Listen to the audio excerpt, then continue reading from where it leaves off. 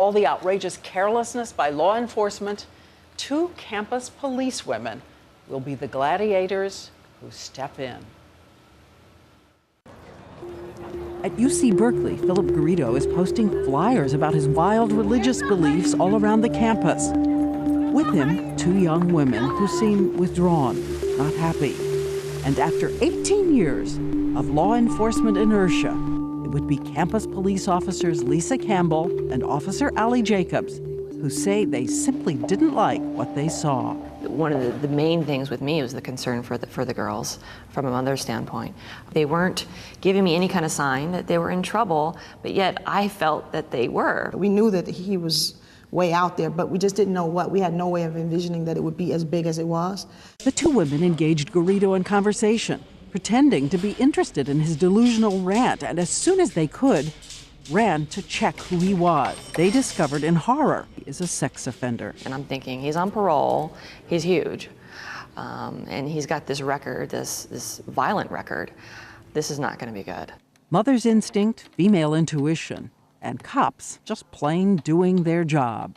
Just how incredible it is that they spoke up about something they thought was wrong. Even if they would have been wrong, they still spoke up.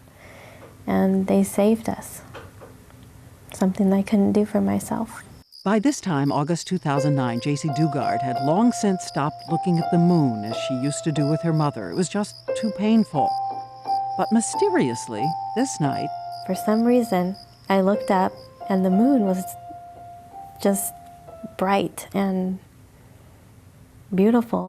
And 120 miles away, someone else has also grown 18 years older. 18 years of searching, suffering, struggling to hold on to hope.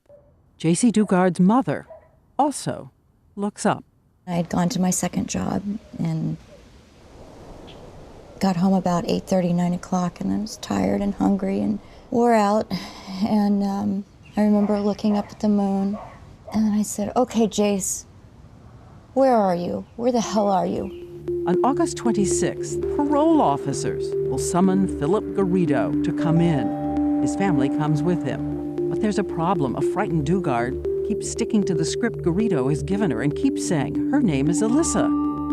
The family is separated. The questioning continues. And surprisingly, late in the day, the first person to crack is Philip Garrido himself. For some reason, he confesses to kidnapping. It's not clear who. As he leaves, he first winks at her, and then with dead eyes says, "Get a lawyer." And it's at this point a police officer takes her aside and asks her kindly, repeatedly, "Who are you? What's your name?" Here, from her book, is what happens next. She asked for my name again. I said I couldn't say it. I wasn't trying to be difficult. I told her I hadn't said it in 18 years. I told her I would write it down. And that's what I did. You are looking at the piece of paper on which Jaycee Dugard, shakily, finally, wrote the letters of her name. Jaycee Lee Dugard. It was, she says, like breaking an evil spell. Your name. My name. And it was like a piece of me came back. And the flame that had been extinguished immediately reignites. And they're like, "You can see your mom." And I'm like, I can see my mom? It was like a question to them, you know? I can? You're at the office, the phone rings. Unbelievable. Absolutely unbelievable. And then it was disbelief. I thought, no, you're joking. Don't do this to me. This is not funny. And I remember you shouting, "Oh yeah, found her! My daughter!" And I was crying, you know, when you're crying and you can't speak. Oh, I just said, "Come quick." I remember saying, come quick. And I remember telling you, "I'm coming, baby, I'm coming." And then I said something about having babies. I didn't mean I had babies. I meant I had babies. I didn't know what to say. It was like unbelievable. And when you heard she had daughters? Babies. Oh, I'm thinking, babies, okay. I can deal with this. Those babies were by now 15 and 11. The first night, the police officer let them stay in a motel. Jaycee wants her mother and sister so much she can't sleep. I woke the girls up and I just said, I'm so happy. I'm so happy. I'm like, I can't wait anymore. I don't care if they're sleeping. And so I ran down the hall. I forgot the motel key. I walked in. I'm so happy. I'm so happy. So happy. And stunningly, even now, 2 years later, with all that time lost, she insists life is too short for a moment of bitterness or rage. I don't feel like I have this rage inside of me that's building. Why not? How can you Because not? I refuse to let him have that. He can't have me. You mean if you felt rage, it would mean he had... One. I think I have enough hate in my heart for the both of us. I hate that he took her life away. And that makes me sad. I'm sorry, baby. I hate that. He stole her from me. He ripped out a piece of my heart. And,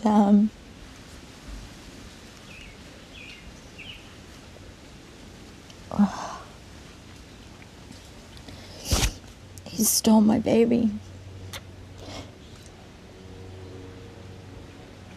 He stole your childhood, he stole your adolescence, he stole high school proms and pictures and memories and... But he didn't get all of me. No. Still to come, Jaycee Dugard's victory, her daughters, her plans for the future, and the things we can all learn from how she healed. And when we come back, they hear a report their kids living in a backyard, and they're not curious at all. It seems impossible to common sense. Chris Cuomo takes up a mother's challenge to track down those who let this happen and to see if anything has changed.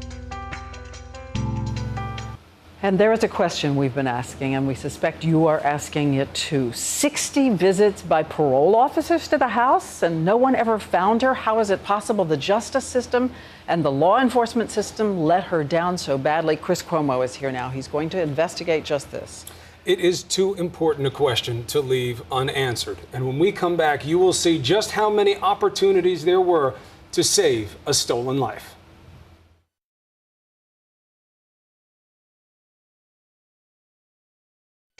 As we return, the story of Jaycee Dugard. A convicted pedophile, Philip Garrido, and his wife Nancy stole her childhood, her name, and held her 18 years in a maze of shacks and tents. And as you'll see when we continue over and over again, she could have been saved. How did you stay sane? You just do what you have to do to survive. 2 times she will give birth in the backyard. 60 times the parole officers come to the house and see nothing. This is never-before-seen video of one officer missing what is right in front of him. Right now I'm searching the house. I'm doing everything I'm supposed to do. I know it. And now a Chris Cuomo investigation of a colossal failure. Mr. Mesner, we just want to ask you a question. They hear a report their kids living in a backyard, and they're not curious at all. That's what I don't get. It seems impossible to common sense. And what about Jaycee Dugard's life today? What does she see when she looks at her daughter? And more from the mother who wants changes to protect other families. The mother, the daughter who never gave up hope. And from a secret diary, a girl gets a chance to do what she always dreamed. Good evening once again. I'm Diane Sawyer with Chris Cuomo, and this is the story of Jaycee Dugard, A Stolen Life. And as we continue, Chris is going to investigate the cascade of failures by the system supposed to protect her. Diane, in the 18 years that Jaycee Dugard was held captive, there were so many failures of the American justice system, so many chances to catch the man who should have been a prisoner. So we set out to find the people involved. We called and wrote them, and when they wouldn't talk to us, we found them. And along the way, we found video, too, that's never been seen. Parole visits that were epic failures. Scenes that will chill you to the bone. Philip and Nancy Garrido are preparing to make a home movie you will not believe. It looks like the video will capture Philip Garrido playing a song on his guitar. But the guitar playing is just a ruse. You need to make it look like you're pointing at me. Look at where they are. Behind them is a playground. The Garridos are there to get shots of young children, to feed Philip Garrido's sick appetites. You got me real good? Yes, I can see you really good. This is going on despite the fact that Philip Garrido is supposedly under the watchful eye of federal parole officers for his past history of sexual violence. Our investigation reveals that this is a metaphor for decades of neglect by state and federal parole officials, basically allowing Philip Garrido to do as he pleased, including taking Jaycee Dugard prisoner. Pain felt most sharply by the one person who never lost sight of the situation, Jaycee's mom.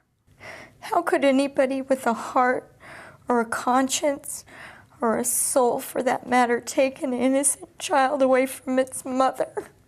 This is the first time Terry Probyn's searing words have been heard outside court. The pain and outrage she spoke directly to the Garridos, a mother who demands change.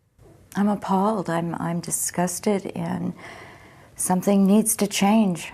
How much of the outrage goes to fixing this situation?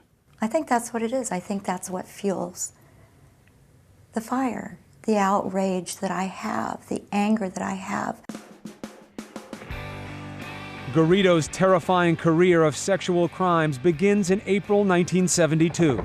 Vietnam is raging. Students are protesting at UC Berkeley. And just 40 miles away in the small town of Antioch, 21-year-old Philip Garrido is waging a war of his own against young women, charged with drugging a 14-year-old girl and repeatedly raping her. The case is dropped after the victim refuses to testify, leaving Garrido free to strike again, and he does. I just started screaming, "Oh my God, oh my God. That's him, that's the guy who kidnapped me." News of Garrido's 2009 arrest brought back a flood of dark memories for Katie Calloway Hall. In November of 1976, Katie, then 25 years old, made the terrible mistake of giving a lift to Garrido outside South Lake Tahoe, California. What I saw was a very tall, slender, normal-looking white male. He didn't look like what I thought a rapist would look like, obviously. She was horribly wrong. Garrido hogtied and handcuffed Katie and drove her over 60 miles to Reno, Nevada, to a shed at this storage facility, where she says he repeatedly raped her over an 8-hour period. He had just kind of a faraway look in his eyes. He looked at me like I was an object. Katie was saved when a police officer on patrol noticed a broken lock on the shed and went inside to investigate. Garrido was soon sentenced to 50 years in federal prison for kidnapping and 5 years to life in Nevada for rape. Then came the first in a line of system failures. After serving just 11 of his 50-year sentence, Garrido is released after 2 parole examiners interview him for reportedly just 35 minutes. But Garrido wasn't a free man yet. He must serve his rape sentence in Nevada. But just 8 months later, a second failure. A Nevada parole board also decides to let Garrido out of prison. The reason? Not contributing to be a menace to the health, safety, and morals of society. These bizarre decisions were made decades ago. Our phone calls lead to dead ends or refusals to comment. So we followed the trail to State Prison Warden Brenda Burns, who signed off on Garrido's release. We found her in retirement, watering her lawn, and with little interest in the dreadful mistakes of the past. We want to know why you released Philip Garrido so early from prison. What the parole board does, they're the ones that release them, or their certain term is finished, and that's what the situation is. Were you surprised when you heard that he kidnapped Jaycee Dugard? You know, I'm never surprised with the human nature, okay? August 1988, Garrido walks out of prison a free man, but he's now supposedly under intense federal supervision as a high-risk offender. Parole is supposed to be release conditioned on regular check-ins at home and the parole office. Federal officials actually tore Garrido's house in Antioch, discovering the hidden backyard with structures like this, eerily similar to the shed where he raped Katie Hall. Yet no alarms went off.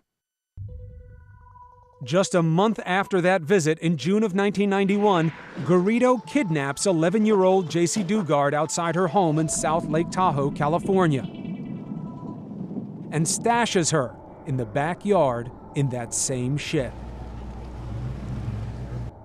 Years pass. Jaycee gives birth to Garrido's 2 daughters, and yet parole officers remain oblivious.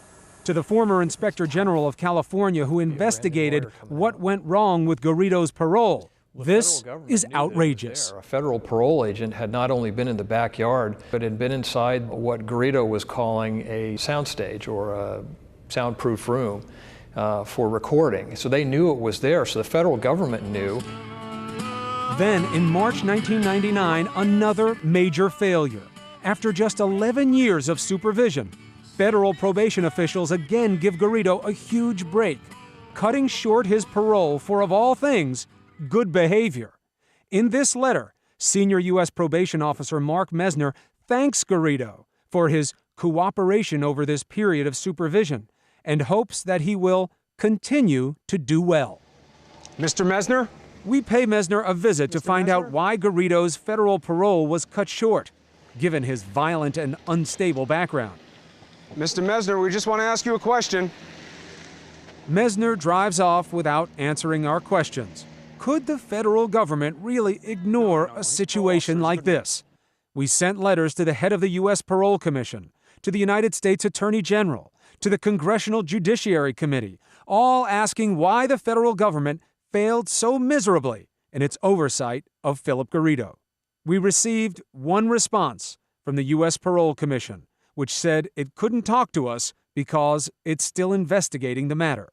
But in fact, a federal investigation had already been completed months ago and was kept confidential. Fortunately, just this past Thursday, a U.S. district judge decided to release the report, which concluded Garrido's federal probation office did not follow commonly accepted supervision practices and had failed to adequately supervise Philip Garrido. Most chilling is this. One may fairly question whether Garrido could have been deterred from the horrendous acts attributed to him had his federal supervision been conducted properly. The report goes on to lay out necessary changes, but notes that previous recommendations had been ignored. They say, we're working on it. Takes time, doing our best. This is government stuff, you don't get it. We'll change on our own time. A fitting response from a mother still waiting for answers. Get any calls from the Federal Bureau of Parole and all that, the corrections, they call you? No. They say sorry? No. They say we figured it out, doing it differently next time. No, but that will be a battle within itself. I need change, and I need something to be different. And this never-before-seen video will open eyes about how much change is needed. Come inside Garrido's home during an actual visit with a California parole official. Right now I'm searching the house. You'll see just how close officials got to discovering Garrido's secret. I don't understand. I'm doing everything I'm supposed to do. I know it.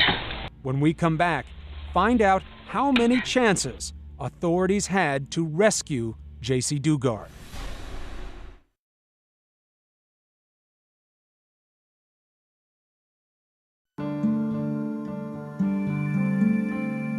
Okay, in this room here. This is video California parole officials don't want you to see. Philip Garrido, bare-chested and brazen, leading an officer as he checks out Garrido's house. The officer's face was blurred by authorities to protect the identity of one of the many who failed to see what was right in front of them. Okay, why is this door locked? Can you move that out and open the door? The video is being shot by Garrido's wife, Nancy, who is helping her husband manipulate the visiting officer. What does a parole agent do for his parolee? Ma'am, you can come in the office and we'll discuss that. The other right day, at an appropriate time. The other right guy, now I'm doing a search. If you stay in this front room and I don't have to place you in restraints, because right now I'm searching the house. Tough talk, but watch as the officer is distracted by the Garridos chattering about doing nothing wrong, and appears to follow the path Garrido lays out. I understand. I'm doing everything I'm supposed to do. I know it. If you got any further questions, come into the office. We will I'll be in come. there between 8 and 5. All right, and both of you guys can come in. Well, he's an arrogant little guy, isn't he? The officer seems to want to escape the pestering and leaves. If he had just walked into the backyard, he could have found Jaycee and her 2 helpless children. Instead, the Garridos find new confidence that they can evade authorities whenever they want. When you look at 18 years of this, of like all these different tentacles of this system that's supposed to be in this business of watching people like this, what are your thoughts on it? I think a lot of mistakes were made. I think Jace could have been home a lot sooner had somebody cared enough and slowed down to look at what was really going on. Bottom line, at every level, the people who were supposed to watch Garrido failed. Our investigation reveals that almost no one wants to answer for the fact that officials either didn't know, didn't care, or didn't act to stop Philip Garrido and his wife Nancy. Jaycee and her kids weren't hidden in some remote hideout. They were right behind that fence in that backyard. Maybe it's not so easily visible, but neighbors in 2006 said there were kids living in that backyard, and nothing happened. And probation officers had 60 home visits, but never discovered what was right behind that fence. To trained law enforcement officers, it should have been evident that something was going on out behind the house. David Shaw, the former California Inspector General, prepared a scathing 115-page report detailing a litany of failures by state parole officials. Top of the list, all the visits with Garrido by officials. Each yellow box marks a visit to Garrido's house, each one a missed opportunity. Parole officials never interviewed Garrido's neighbors, who had often spotted Jaycee and her 2 daughters. Agents also never questioned why there was a network of utility wires connecting the house to the backyard complex. Garrido was fitted for a GPS device in April 2008, tracking all movements.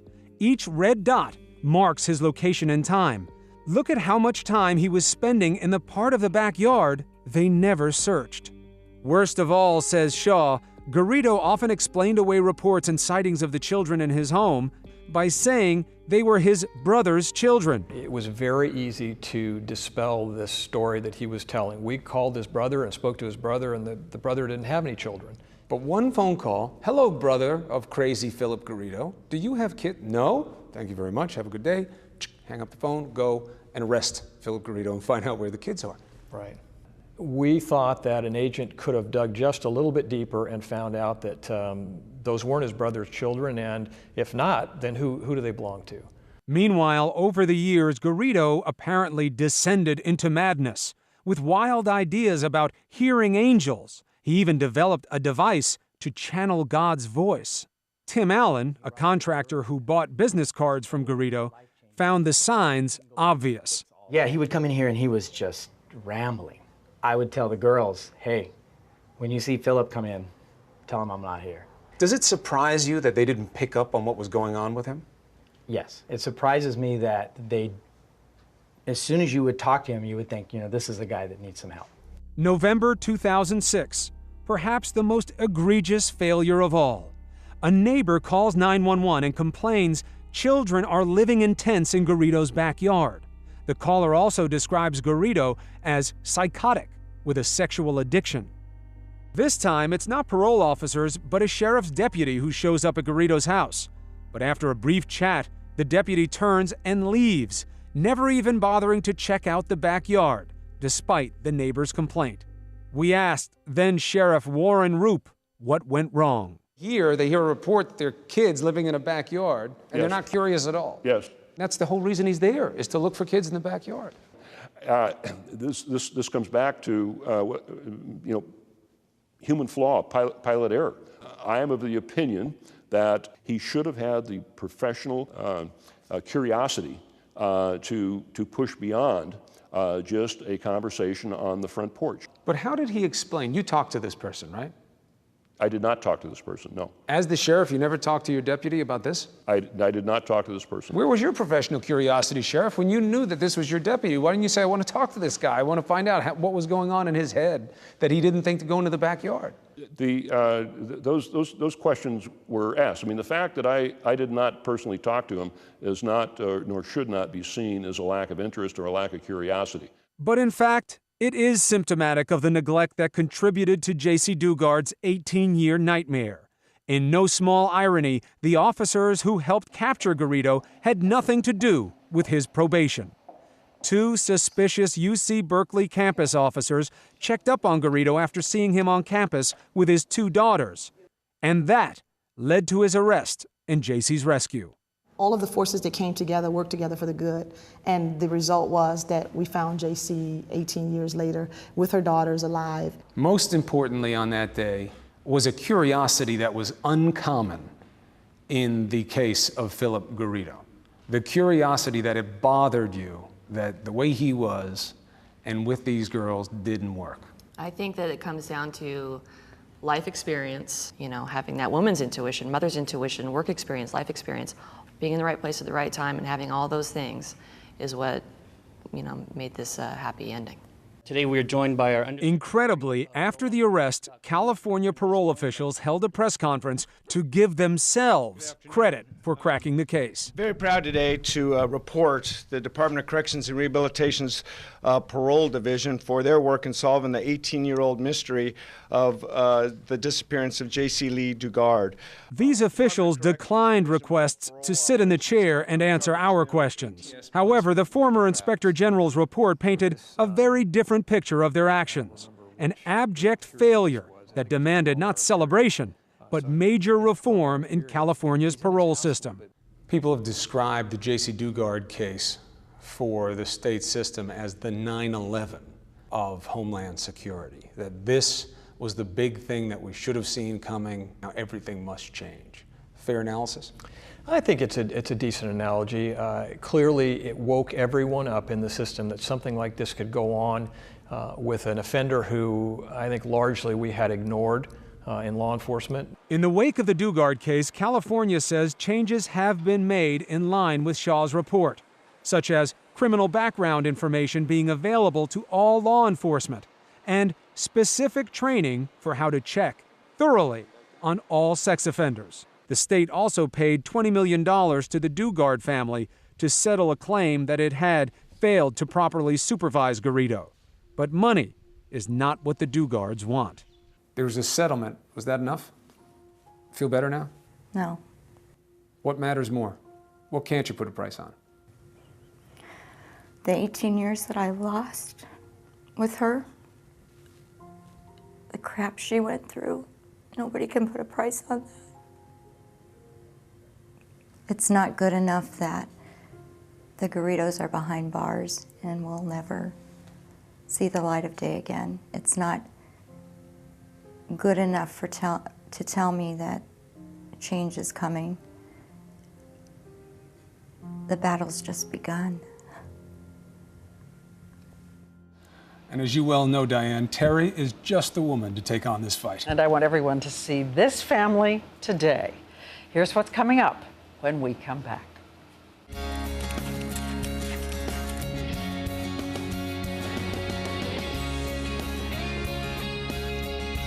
You excited? Yeah.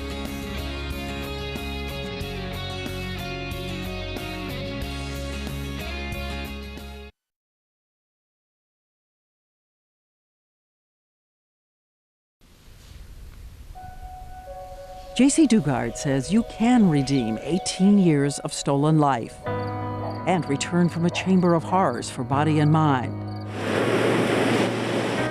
2 years after her return, she says she knows it's better to laugh and cry than only cry. And as we said, she loves that it was her little sister Shayna, now 21, who had to teach her how to drive.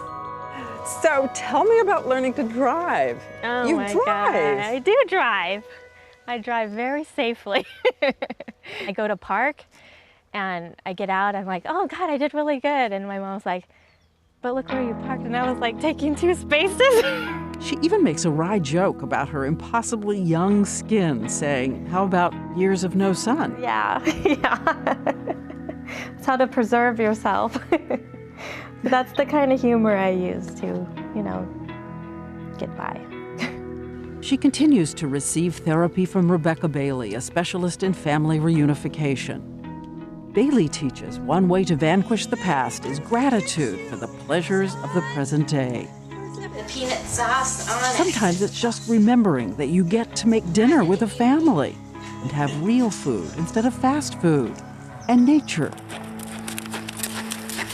Horses, she cares for them as part of her therapy. Mystical, tangible symbols of trust. Animals don't lie.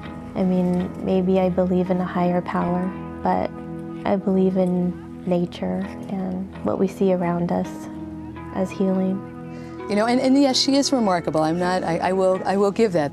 I'm confident that the community and the support that she has put around her since she has come out will carry her through whatever bumps in the road she hits. And I think she has a lot to teach all of us. She's even creating a foundation with some of the money the state gave her to help all members of families after trauma. When something happens, they don't think about the whole family, like there's a sister and there's a mother and there's other components. It's not just the victim. If you go online, you can find the foundation with Jaycee's symbol, the pine cone charm. Diane, I want to give you this, and I want you to wear it with happiness. I don't know what else to say. You don't have to say a single word. Good. And the girl who loves words and metaphors says maybe a GED, even college. And I ask her about something she wrote in a journal when she was captive, something that ended with happily ever after. I want to find love one day, the kind of love I read about. Still want that? I don't know. I don't really think about it. I'm happy the way my life is now. I mean, if it happens, it happens. If it doesn't, I'll still be happy. But it doesn't seem impossible after what you've been through. No, it doesn't seem impossible. I think that the prediction of the future is not in my job, but I will tell you that whether there's a man in her life or not, this woman will love fully in her life. He has certainly infused fear, and he has certainly, I'm not going to sugarcoat it, there are things that he has taken away from her that she will never have back or get back. But she has her daughters whom she loves. She is very protective of their privacy. And will say only that they're healthy, happy, wonderful students. In fact, so confident heading off to school, one of them said to her, "Mom, you're making me nervous." She also says they can make their own decision about whether to read the book, but they know what happened. Their dad did strange things and they knew it. They lived that way for so long that I don't really think it was that big of a shock to them because they knew their dad. It's interesting to hear you call him their dad. He is what he is. When you see his expressions, is it startling in your daughters? Surprisingly, I don't see it in them. I see my mom. I see me. I don't see him. But she admits at the beginning she was worried that her own mom would have trouble with children fathered by that man. I don't see him in my granddaughters. No, it is not there. They are who they are, and they are so beautiful. And I'm very proud to be a grandma. I love those girls with all my heart. You don't even have to ask that, baby.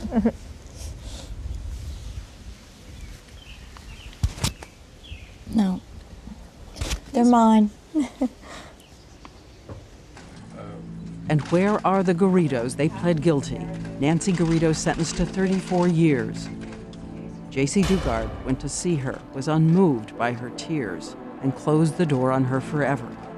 And as we said, Philip Garrido was sentenced to 431 years. He sits on the same prison row as Charles Manson, in isolation in a tiny cell with a window covered with bars. If he is watching this, if he sees this, is there anything more either of you wants to say to him? Can't steal anything else. Can't steal our love for each other. No. Couldn't take that away. So in the battle between good and evil, good wins. Good wins. Yep. Before we left, Terry wanted to send a message to you about a morning more than 18 years ago when her little girl asked for a morning kiss. I had been late to work 3 Monday mornings in a row, and I was focused on myself, trying to get myself out that door so I wouldn't be late for work. And I chose not to go in and kiss my girls goodbye that morning, wanting to be on time. And for 18 years, I kicked myself for not kissing that baby goodbye. How could you have known, though? You can't beat yourself